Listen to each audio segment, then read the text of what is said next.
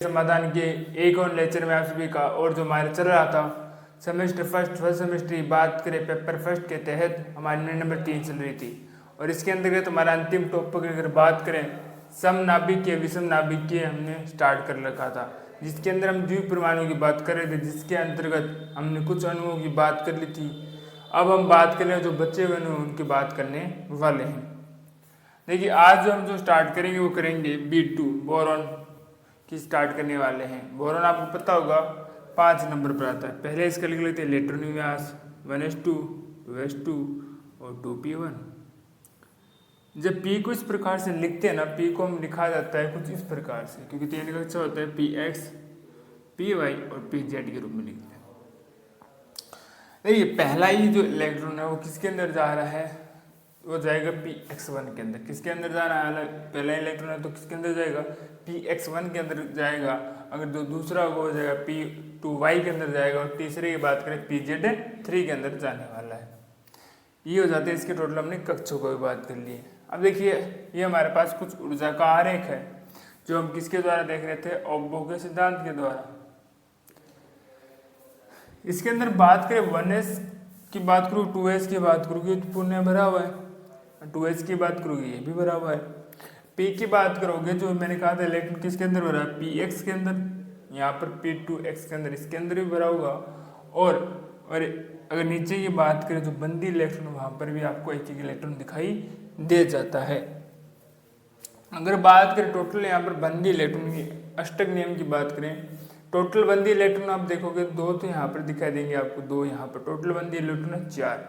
और अबंदी इलेक्ट्रॉनों की बात करोगे आप केवल यहाँ पर दिखाई दे रहे हैं 2, यहाँ पर कुछ भी नहीं है। तो अबंदी इलेक्ट्रॉन टोटल यहाँ पर है 2।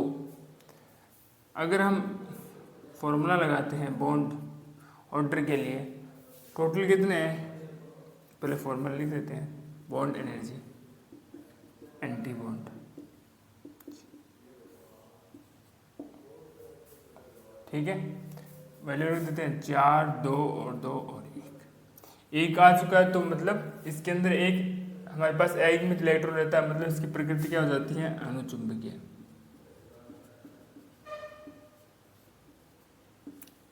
इसकी प्रकृति क्या हो चुकी है, अणुचुंबकीय हो चुकी है। अब बात करते हैं इसमें वही, देखो उसको लिखते किस प्रकार से, इसको लिखते हैं B और B।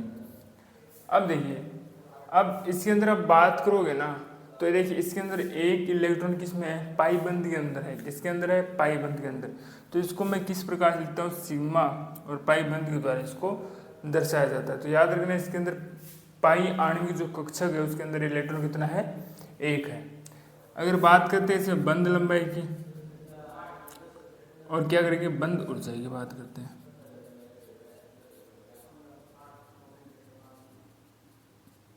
.07 और इसकी बंद लंबाई होती है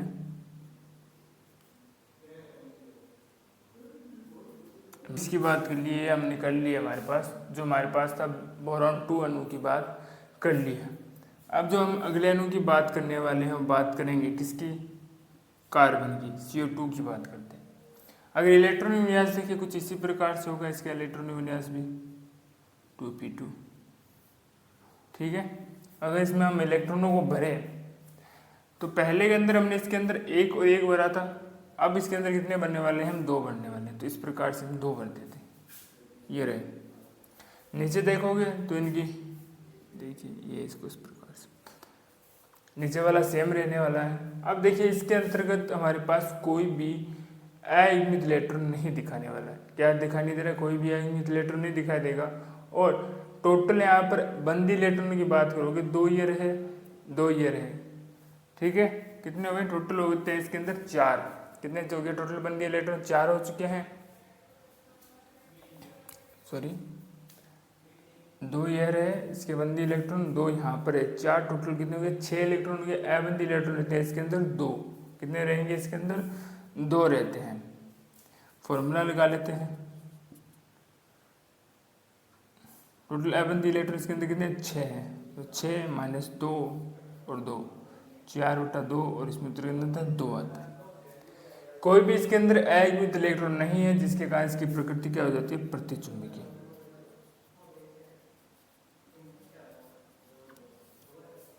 ठीक है। अगर बात करते हैं इसमें किसकी प्रकृति से, तो प्रतिचुंबकीय बंध को किस प्रकार से दर्शाते हैं वो देखते हैं। अब इसके अंदर पाए जाते हैं 2 पाई इलेक्ट्रॉन। ये देखिए 2 पाई इलेक्ट्रॉन इसके अंतर्गत पाए गए हैं। और इसको लिखेंगे तब किस प्रकार से लिखेंगे, सी डबल बॉन्ड सी के द्वारा लिखते हैं, जो क्या है यहाँ पर पाई बंध उपस्थित है, जो क्या है यहाँ पर पाई बंध उपस्थित है। आगे जब हम इसकी बात करें, बंध लंबाई की बात करते हैं, किसकी बात करेंगे, बंध ऊर्जा की बात करें 1.24 एंगस्ट्रॉम। और बंध लंबाई की बात करें इसमें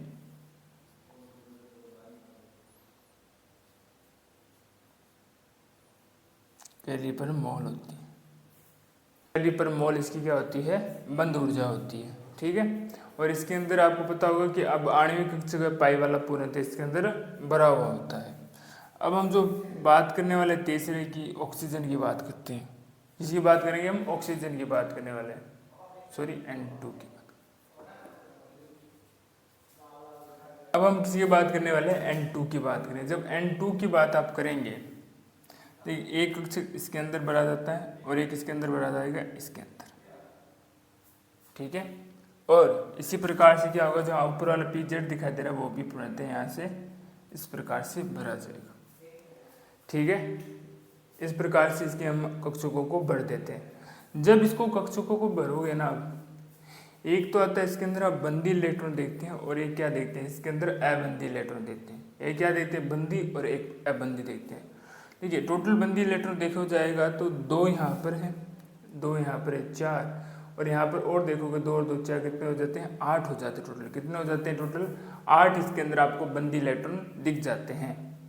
कितने दिख जाते हैं आपको, टोटल 8 बंदी इलेक्ट्रॉन दिख जाते हैं। जब हम बंदी इलेक्ट्रॉनों की आप बात करोगे, इसकी बात करते हैं टोटल, इसके अंतर्गत हम बंदी जब इलेक्ट्रॉनों की आप बात करोगे तो जो बंदी इलेक्ट्रॉन हैं बढ़ाते कितने हैं, 4, और वैसे कितने हो गए, टोटल 8 हो चुके हैं, ठीक है। क्योंकि आप देखोगे 1 ये रहा, 2 3 और 1 4 जो बंद बनाए हैं, 4 बंद में टोटल इलेक्ट्रॉन है 8, और ए बंद इलेक्ट्रॉन देखोगे वो है 2। अब जो 8 की जो संख्याएं हैं वो 2 की हम बात करें उससे बहुत कम है, 8 बहुत ज़्यादा है, किससे, मतलब जो अबंदी इलेक्ट्रॉन बहुत कम है बंदी इलेक्ट्रॉनों से। इसलिए जब हम बात करते हैं इसमें इलेक्ट्रॉन बनने का, तो हम क्या करते हैं, हुंड के नियम से इसमें इलेक्ट्रॉन भरते हैं, ठीक है। तो एक बात याद रखने की बात योग्य है ये कि जो इसमें अबंदी इलेक्ट्रॉन बहुत कम होते हैं बंदी इलेक्ट्रॉनों के मुकाबले। इसके अंतर्गत हम वापस हम बॉन्ड एनर्जी, बॉन्ड ऑर्डर की अगर बात करोगे, टोटल देखोगे तो टोटल 8 है इसके अंदर अबंदी इलेक्ट्रॉनों की बात मैं कर रहा हूँ, और अबंदी है इसके अंदर 2, 2 का भाग दे लीजिए, बचते हैं 4, 4 फिर 2, और पुनः इसको करोगे तो हमारे पास कितना आ जाता है, 2 आ जाता है, सॉरी 6, कितने आ जाते हैं इसके अंदर, 3 आ जाते हैं। इसकी वैल्यू कितनी आ चुकी है, टोटल 3 आ चुकी है। अगर बात करते हैं इसके अंतर्गत हम इसको दर्शाने की, टोटल देखिए आयनिक इलेक्ट्रॉन कितना रहता है इसके अंदर, एक आयनिक इलेक्ट्रॉन रह रहा है। अगर इलेक्ट्रॉन विन्यास आप भरना चाहते हैं तो इसे किस प्रकार से भरेंगे, अगर इसकी बात करूँ इसको Px और Py के द्वारा भरा, एक इलेक्ट्रॉन आया। अगर इसकी बात करोगे, नीचे कर लेते हैं 2Pxy 2Py और 2Py, तो ये भी इसकी प्रकृति भी आने वाली है अनुचुंबकीय।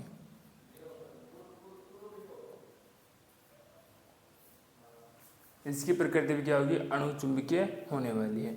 अगर इसमें बात करें, इसमें बंध को दर्शाएंगे किस प्रकार से, दर्शाने की अगर बात करोगे तो इसके अंदर एक तो पाई बंध आपको उपस्थित दिखाई दे रही है, ठीक है। 3 पाई बंध इसमें आपको पूर्णतः भरे हुए दिखाई देते हैं। तो इसको किस प्रकार से दर्शाते हैं, इसको हम अक्सर इस प्रकार से दर्शाते हैं,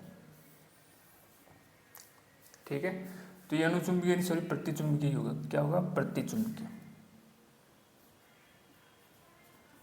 ये प्रतिचुंबकीय होगा। अगर इससे हम ना एक इलेक्ट्रॉन निकाल लेते हैं और ये NO2+ बनाता है, तब इसकी प्रकृति क्या हो जाती है, अनुचुंबकीय, तब इसकी प्रकृति क्या होगी, अनुचुंबकीय हो जाती है, तब इसकी प्रकृति क्या हो जाती है, अनुचुंबकीय हो जाती है।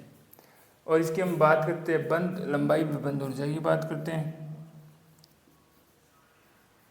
बंद लंबाई व बंद ऊर्जा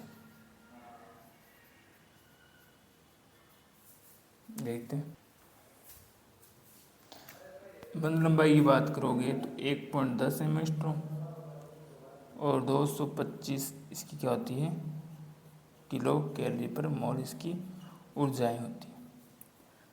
ठीक है। और नाइट्रोजन में एक और बात याद रख लेना, ये टोटल क्या होती है निष्क्रिय गैस होती है। निष्क्रिय गैस होती है।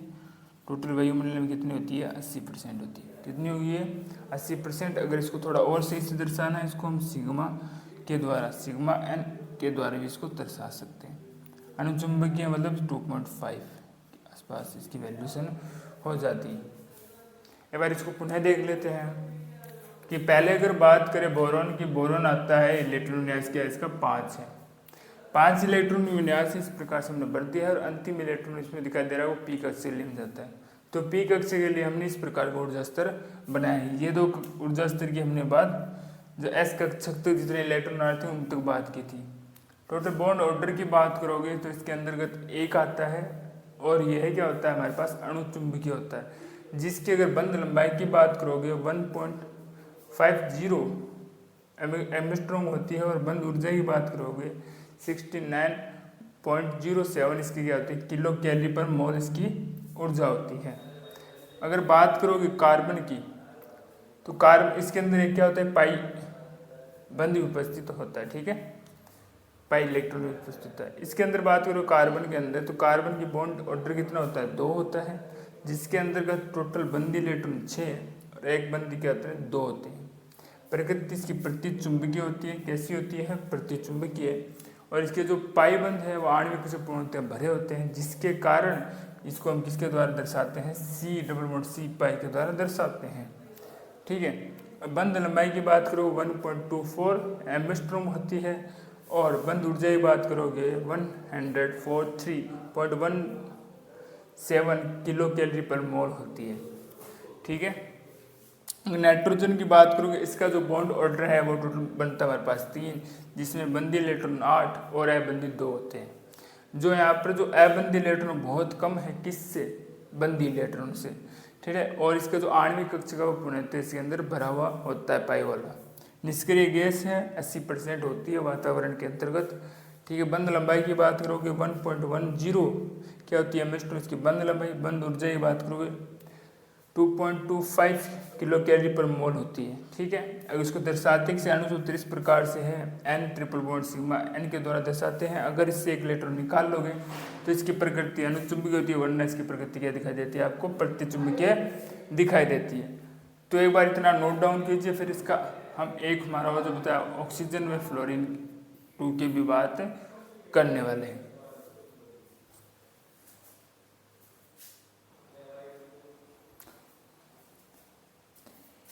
अब देखिए जो हम बात करने वाले बात करेंगे ऑक्सीजन की। जब हम ऑक्सीजन की बात करते हैं तो आपको पता होगा इसका अगर इलेक्ट्रॉन विन्यास लिखें तो 1s2 2s2 2p कितना आता है इसके अंदर और 4। तो इसके अंतर्गत आप बनना चाहोगे तो px py और pz। तो इसके अंतर्गत आपको 2 इलेक्ट्रॉन देखने को मिलते हैं, बाकियों के अंदर आपको एक एक इलेक्ट्रॉन देखने को मिल जाते हैं। तो ये नीचे वाला जो कक्ष का वैसे भरा हुआ रहता है। अगर मैं ऊपर वाले की बात करूँ तो ये भी फिल है, एक इलेक्ट्रॉन और इसके अंदर ऐड करना है तो px के अंदर जाएगा। तो इसके अंतर्गत आप एक इलेक्ट्रॉन भर सकते हो। जैसे बात करें तो इसके अंदर कितना चला गया px, इसके अंदर भर दीजिए ये रहा। और ये इलेक्ट्रॉन कहाँ चला जाएगा यहाँ पर चला जाएगा। और यहाँ पर भी बात करें तो px ये रहा इस प्रकार से। ठीक है। px के अंदर चला गया एक इलेक्ट्रॉन, इसको भी फिल कर दीजिए ऐसे। ठीक है। ये आपको कुछ इस प्रकार से इसकी संरचना दिखाई देगी। और इसके बॉन्ड ऑर्डर की अगर बात करोगे, किसकी बात करते हैं बॉन्ड ऑर्डर, सिर्फ हम ऑक्सीजन की बात कर रहे हैं। एक बार जब बॉन्ड ऑर्डर की बात करोगे अंदर तो इसके अंदर आपको चेंज दिखाई देगा। टोटल इलेक्ट्रॉन्स आप देखोगे, टोटल इलेक्ट्रॉन्स यहाँ पर दिखाई दे रहे हैं। बंदी की बात करते हैं 2 यहाँ रहे। ठीक है। 1 2 3 4 वैसे 8 ही टोटल, क्योंकि 4 बंद बना रहे टोटल इलेक्ट्रॉन्स में 8। 2 ये रहे 2 ये रहे 2 6 और 2 8।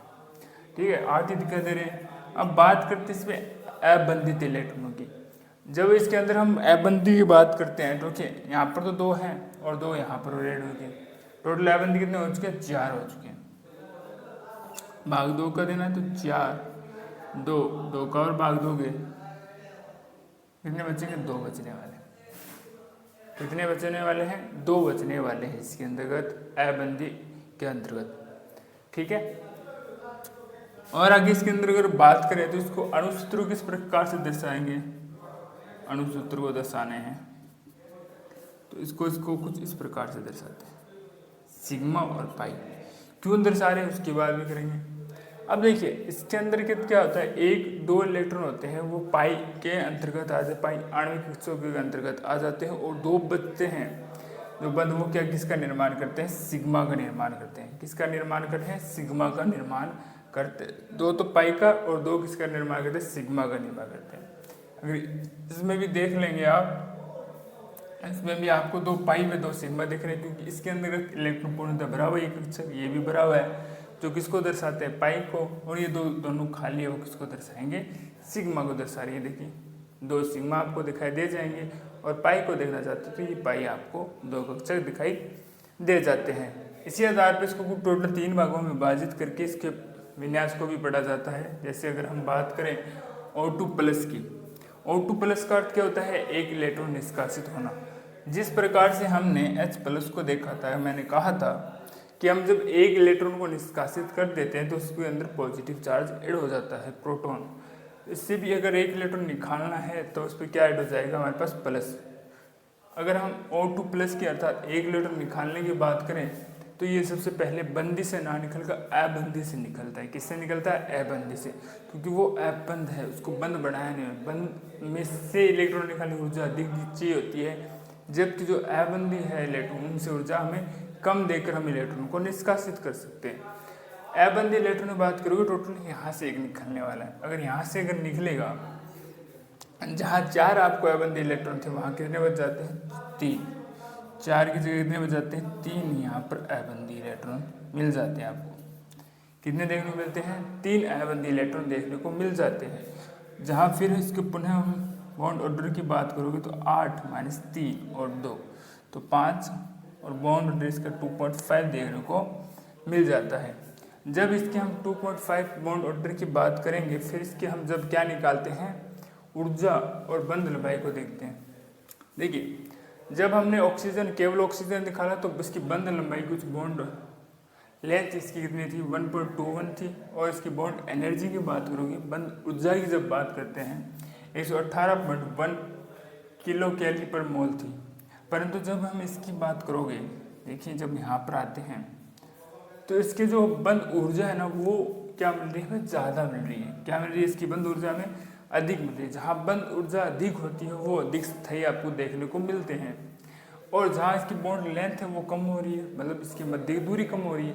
मैंने जब हम कॉन्सेप्ट को पढ़ रहे थे तो मैंने पहले भी कहा था, जो बंध अधिक मजबूत है या जिनके मध्य बंध दूरियाँ कम हो रही होती है, उसके लिए हमें एनर्जी अधिक देनी पड़ती है, ऊर्जा अधिक देनी पड़ती है। तो उसमें ऊर्जा में किसको ज़्यादा देनी पड़ रही है? इसको देनी पड़ रही है। जब इसको ऊर्जा देनी पड़ रही है, जिससे ऊर्जा निष्कासित भी ज़्यादा हो रही है, तो ये क्या होगा? ज़्यादा स्थायी हो जाता है। किसके मुकाबले? O2 के बराबर। अगर मैं यहाँ पर बात करूँ, O2+ किससे ज़्यादा स्थायी है? O2 से। इससे है O2+ से O2 क्या ज़्यादा स्थायी है।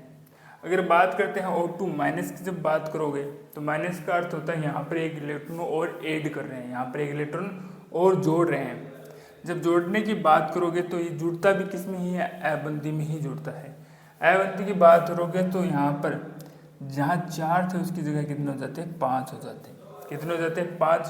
तो इसकी पुनः बॉन्ड ऑर्डर की जब निकालोगे आप तो 8 - 5 की अगर बात करोगे तो 3 की बात करोगे 1.5 देखने को मिल जाता है। इसका बॉन्ड ऑर्डर देखने को मिल जाता है।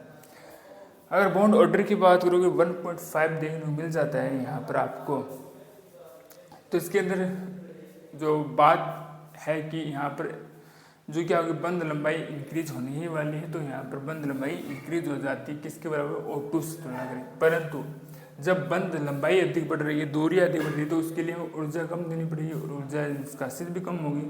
तो देखिए यहाँ पर ऊर्जा भी कम देखने को मिल जाती है। अगर देखिए, अगर मैं तुलना करता हूँ किसकी, O2 की, और इसकी तुलना करता हूँ जो स्थायित्व की बात करूँ तो यह किससे ज़्यादा स्थायी देखने को मिल जाता है, O2 ज़्यादा स्थायी होता है जब हम इसके अंतर्गत एक इलेक्ट्रॉनों को ऐड और करते हैं। और सबसे कम इसकी ऊर्जा है, तो इसका जो बंद क्रम है वो किस प्रकार से हमें देखने को मिल जाता है, कुछ इस प्रकार से।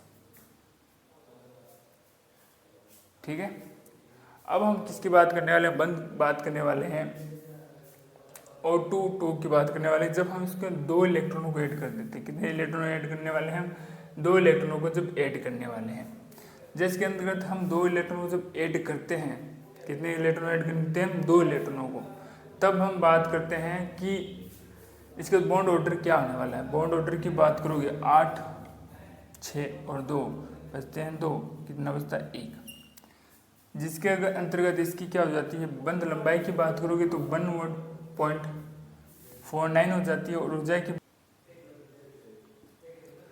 ठीक है, जब इसका बॉन्ड ऑर्डर निकालते हो एनर्जी की तुलना करोगे तो बंद लंबाई तो इसकी सबसे अधिक होने वाली है, क्योंकि इसके अंदर एक बंद और जोड़ने वाले हैं, एक इलेक्ट्रॉन और जोड़ेंगे, परंतु इसकी जो बंद एनर्जी है, बॉन्ड एनर्जी, वो सबसे कम दिखाई देती है।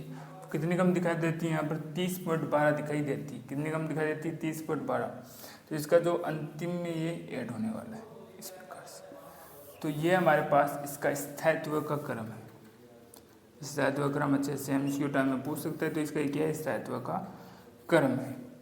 अब हम जो बात करने वाले इसमें अंतिम बच चुका है, वो बचने वाला है हमारा फ्लोरीन, F2 की बात करो। किसकी बात करने वाले हम, F2 की। जब F2 की हम जब बात करते हैं तो पहले इलेक्ट्रॉन विन्यास लिख लेते हैं सिमिलर साइज के अंदर, 2p5। कितने इलेक्ट्रॉन आ चुके हैं, 5 इलेक्ट्रॉन आ चुके हैं। 5 इलेक्ट्रॉनों की बात करोगे तो इसके अंदर y के अंदर के भरा जाएगा इस प्रकार से, और यहाँ पर अगर y की बात करें तो यहाँ पर भी टोटल y में इलेक्ट्रॉन भरा गया।